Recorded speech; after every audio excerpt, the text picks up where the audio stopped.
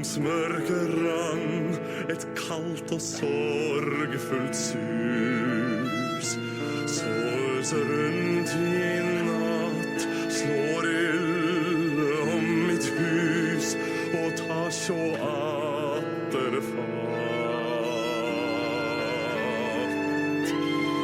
Med fisketræets tunge kroner, av søvntungt eikeløv, de første toner av himmelen om alt støv, av himmelen om alt støv, av himmelen om alt støv.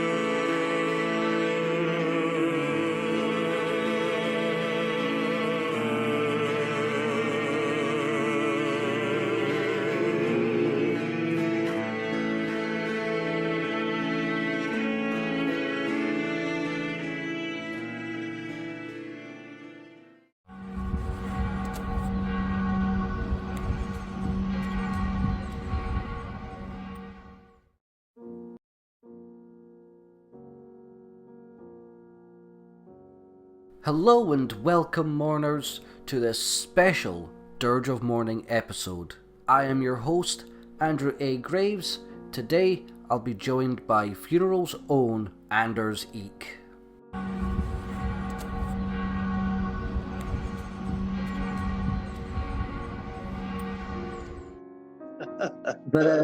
No, it's fantastic to see you again, man. It honestly is. Yeah, likewise, man. If I hear this correctly, there's rumblings of a new music video. It is, yes. Would you like to tell us just a little bit of what you can about what we may get from this? Well, first of all, it's a track from the Gospel of Bones album. One of the two tracks featuring the guest singer, Espen Ingjerd, the ex-singer of Beyond Dawn and singer of Righteous Underground, that I've been a huge fan of, since early 90s. So I got him on the album. And I think that, personally, this song, I think it's the last cut on the album called Three Dead Men, is probably my personal favorite. And I think, unfortunately, it hasn't got that attention that I want it to have. So I basically decided that we'll try to promote that song, and the label was totally into that. So I got Razvan, a good friend from Romania. It's a well-known director of music videos. We have directed, bands like Catatonia, Rotting Christ, etc.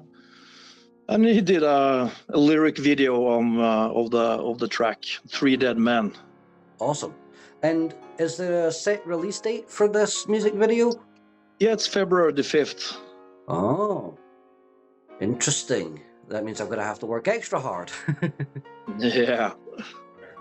Can you give us maybe a rundown of the thought process behind wanting to do the lyric video? Well, first of all, the Gospel of Bones album is totally autobiographical. All the songs. This particular song deals with the death of my three best friends that happened between 1999 and 2006. Two of the guys played in Funeral, of course. It was Einar and Christian, that died respectively in 2003 and 2006. So it's really a sort of a homage to these guys. Losing your best friends is probably the hardest thing that you can sort of experience. So it did something with me. So I wanted to, it felt pretty natural to sort of write a song and lyrics about that. So we sat down with the director and decided how we should put pictures to the lyrics and try to stay away from the cliches in the genre and try to think outside the box in a way. So yeah, you have to see it. It's something else, I would say. Well, I could definitely say as a fan of the band that I am definitely looking forward to this, and I cannot wait to see it. Thank you.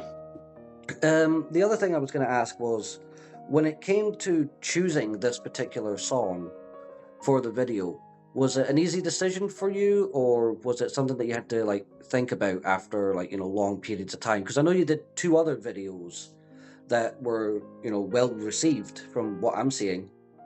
Yeah, sure. No, for me it was totally natural. As I said earlier, it's one of my personal favorites from the album, and I sort of experienced that particular song didn't get the attention that I wanted.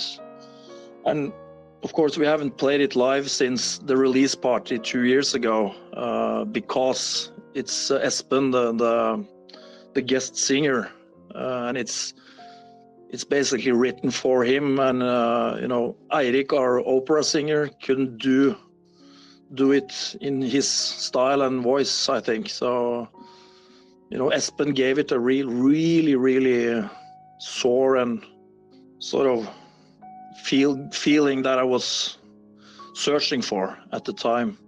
Oh, absolutely, because when I heard the song, I was like, yeah, I think that's my favorite song of the album. And I have had it on repeat for how many months now? I can't count. Yeah. It is an absolutely fantastic song. And it's definitely the slowest and most doomy track on the album by far, I think. The fact that I even said when we reviewed the album that you basically brought me to tears with it, so that tells you something. Thank you very much. You guys are doing your job, and it's awesome. Yeah. I just sit in a corner and cry like a child. It's great. Is there any plans to maybe do the song again live with the original singer? Yeah. Yeah, that could happen. Of course, it probably would happen here in Norway, though, because he lives in Oslo. It's not out of the question. And to mention another thing as well, he has also recorded vocals for 2 brand new tracks for our upcoming album as well. So we'll definitely have a release party when that album is ready, and probably include that song as well on that set list. Holy shit. That is gonna be... Wow. Okay. I was not expecting that news. Oh. Mm-hmm. A new album is in the works. Absolutely, yeah. It's I think all the about 10 tracks are finished, composed instrumental tracks, 2 of which are totally finished with the vocals of Espen, and we just started to record the vocals of Eirik, and we have also recorded a couple of tracks with strings arrangements from our new violin player Matthias. Oh, so that means this is going to be an awesome year for Funeral. Let's hope that. I'm not sure if the album is being released this year, but we will definitely have the record ready within a few months' time. Nice. So if we have the label on our side, it could probably be released in the autumn, I think. That would be perfect. Yeah. Wow. Well, you heard it here first, folks. There's a new Funeral album in the works. Wow, I was not expecting that. That is insane. You guys are machines. Well, I always write, I always play. And some of these tracks I've been writing for years. When we released the Gospel of Bones album, I already had written about 4 new tracks after the previous album. So, I always have, I'm sort of an album. I have an album ready when our current album is being released, so to speak. Yeah.